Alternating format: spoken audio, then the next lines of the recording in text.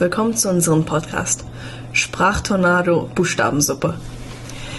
Sprachwandel ist ein allgegenwärtiges Thema, da sich Sprache ständig revolutioniert und vervielfältigt. Zum Beispiel durch den Gebrauch von englischen Wörtern. Dies ist besonders bei der jüngeren Generation, der Generation Z, beliebt. Doch wie verändert sich der Sprachverbrauch und inwiefern kann man überhaupt von einem Sprachwandel sprechen oder doch lieber von einem Zerfall? Mit dieser Frage beschäftigen wir uns vom Erasmus Plus Projekt. Wir von Erasmus sind ein Team, welches in Europa weltweit vertreten ist. Wir beschäftigen uns mit Themen wie Tanz, Kultur und wie heute mit Sprache und tauschen uns über Mobilities in internationalen Treffen aus. Wir besprechen dann unsere Ergebnisse, welche die Differenzen von Generation zu Generation schildern. Um die Veränderung der Jugendsprache über die Generation zu verdeutlichen, haben wir uns 3 Wörter herausgesucht. Das erste Wort ist gemein mies. Dazu hat die Babyboomer-Generation Assi gesagt, die Y-Generation bekracht und heute würde man sagen bodenlos. Das zweite Wort ist ahnungslos. Die Babyboomer-Generation sagte dazu Depper, die Y-Generation Spacko und heute würde man Lust dazu sagen.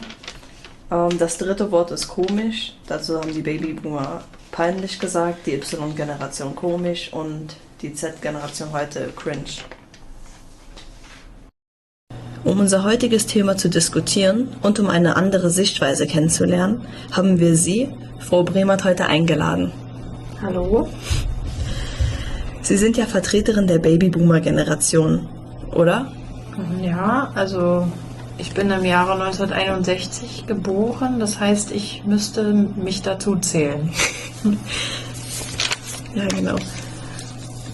Hat es in Ihrer Jugend denn auch schon bestimmte Jugendwörter gegeben? Ja. Oder also gab es vielleicht eins, was so besonders prägsam für Sie war oder was Sie gerne gesagt haben? Also sehr beliebt war, wenn etwas gut war, dass man das Wort Schau benutzt hat. Schau. Schau. Schau. Das ist Schau. Sehr cool, habe ich so noch nie gehört. Bei uns ist zum Beispiel das Wort bodenlos beliebt. Doch oftmals wissen viele Erwachsene nicht, was damit gemeint ist. Wie unsere Interviewte Helena Hecht. Sie ist Teil der Generation Y und sie hat das damit verbunden, dass es sowas ist, wenn man zum Beispiel den Halt verliert. Das ist aber nicht ganz so richtig. Können Sie sich eventuell vorstellen, was das bedeutet? Naja, da ich ja sehr viel Kontakt mit Jugendlichen habe in der Schule, denke ich, hat das was damit zu tun, dass dieses Level, was dieses Wort definiert, so offen ist, dass es eigentlich alles bedeuten könnte. Dass also über 100% gemeint wird, wenn man bodenlos sagt.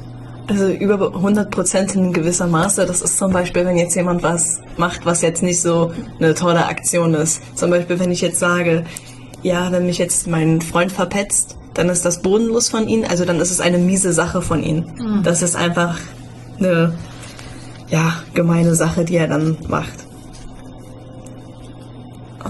Gab es vielleicht Wörter in Ihrer Jugend, die so eine ähnliche Bedeutung hatten? Wenn jetzt jemand was Mieses macht? Also wenn du das so fragst, muss ich mal sagen, kenne ich das Wort bodenlos eigentlich auch schon. Denn aus dem Zusammenhang, das ist eine bodenlose Frechheit. Ja. Da wurde das eigentlich ganz gerne benutzt. Eigentlich sehr negativ. Stimmt, das ist auch dann ähnlich. Ja, das ist eigentlich von älteren Menschen abgeguckt. Wie mit den Hosen. Mhm. Andere sehr beliebte Jugendwörter waren lost und cringe, aber damit konnte Frau Hecht nicht so viel anfangen, weil sie nicht so gut Englisch versteht. Vielleicht können Sie ja mehr damit anfangen, weil Sie auch Englischlehrerin sind. Naja, also lost ist ja verloren. Also wenn einer so hilflos ist, wahrscheinlich auch bestimmte Anforderungen nicht erfüllt, dann fühlt er sich lost, oder? Ja, genau. Bei dem Wort cringe bin ich mir nicht so sicher. Das hat cringe. Cringe. Ja, das hat sich irgendwie mal so ein Selbstläufer ergeben. Ich glaube nicht, dass die Leute das wirklich so wissen, was das mal geheißen hat. Also und wie sich das jetzt verselbstständigt hat. Also da wüsste ich nicht genau, was das heißt. Also bei Lost hatten sie recht, also wenn jemand verloren ist, in dem Sinne, dass er keine Ahnung hat, vielleicht was er machen soll oder so ein bisschen ahnungslos ist. Bei Cringe ist es so, dass jemand peinlich ist oder dass jemand was Peinliches gemacht hat und dass es in dem Moment einfach cringe ist. Jetzt, da Sie ein paar Jugendwörter kennen, würden Sie sagen, dass die Jugendsprache zur Vervielfältigung unserer Sprache beiträgt? Und dass man so eventuell von einem Sprachwandel sprechen kann?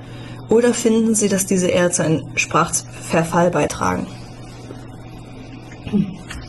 Also, es gab ja zu allen Zeiten immer so Wörter, die noch in die Sprache dazugekommen sind, die man nur so als Insider kannte, wo dann ältere Generationen die Bedeutung dieser Wörter nicht kannten. Also von daher finde ich nicht, dass das zum Sprachverfall beiträgt. In mancher Beziehung finde ich es dann doch zum Sprachverfall beitragend, weil es Schüler dann auch gibt, junge Menschen gibt, die, weil sie keine anderen Wörter kennen, es inflationär benutzen. In jeder Situation, wo sie keine anderen Worte haben, werden dann diese Wörter benutzt und das ist dann ein bisschen einfältig, muss ich sagen. Ja, ich verstehe, was Sie meinen, wenn man, ja, dann danke dass Sie sich die Zeit genommen haben, danke, dass wir mit Ihnen darüber sprechen durften und auch mal so eine andere Perspektive kennenlernen durfte, als nur unsere. Also sind Sie, Frau Bremer, der Meinung, Sie finden jetzt nicht, dass man von einem Sprachzerfall sprechen kann, sondern Sie finden es schon positiv, also die Jugendsprache, weil, wie Sie auch schon gesagt haben, dass sich Sprache halt immer ändert und dass es auch in bestimmten Generationen immer Wörter gibt, die ein bisschen angesagter sind als jetzt andere. Aber das, was Sie halt bemängeln, ist, dass durch bestimmte Jugendwörter, dass man sozusagen, dass dieser Wortschatz von den Jugendlichen dann ein bisschen begrenzt ist oder es dann denen einschränkt. Also was ich meinte war, dass es dann einigen recht leicht gemacht wird, wenn sie dann bestimmte Wörter nicht kennen, einfach irgendwie 2 moderne Wörter, die gerade angesagt sind, zu benutzen, statt selber mal drüber nachzudenken, ob das vielleicht passen könnte in dem Zusammenhang, dass es dann so ein bisschen langweilig wirkt bei manchen Jugendlichen. Ja, das ist mir auch aufgefallen in Klassenchats, wenn dann immer nur das gleiche Wort folgt. Oder stimmt, das ist mir aber jetzt auch noch nie so aufgefallen, aber jetzt muss ich sagen.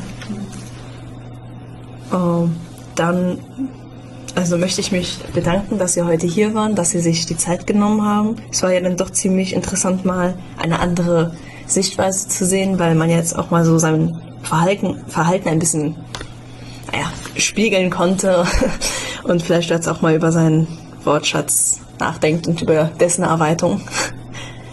Ja, ich habe auch zu danken. War sehr angenehm mit euch.